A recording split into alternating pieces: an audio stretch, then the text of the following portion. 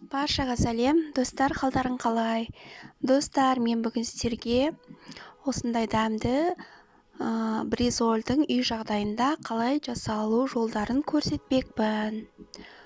Бризольді негізі тартылған еттен, сиыр етінен де және тауық етінен де жасауға болады.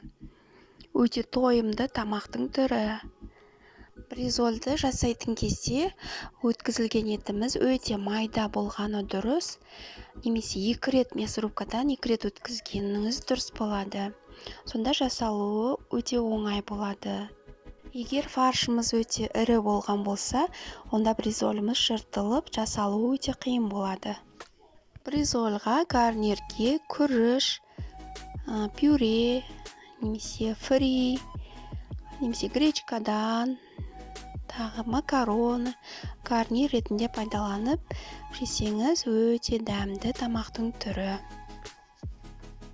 Ал бісміллә деп ең алдымен пиязымызды жақсылап майдалап турап аламыз. Өте майда етіп, мясорубкадан өткізсеңіз де болады.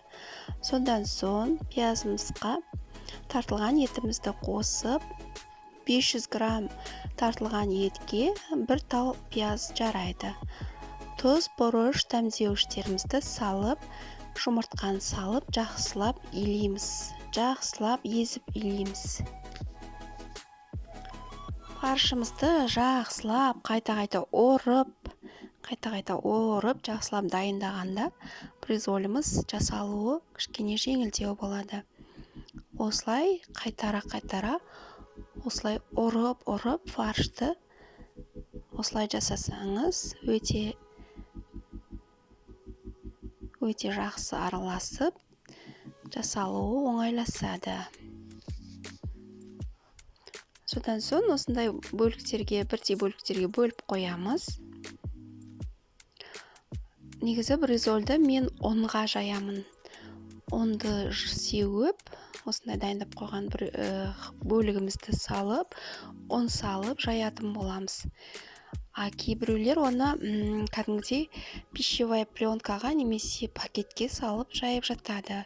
Бірақ мен олай пакетке жайғаным дұрыс болмайды. Негізі маған ұнға жайған ыңғайлы. Содан соң жұмыртқаларды дайындап аламыз.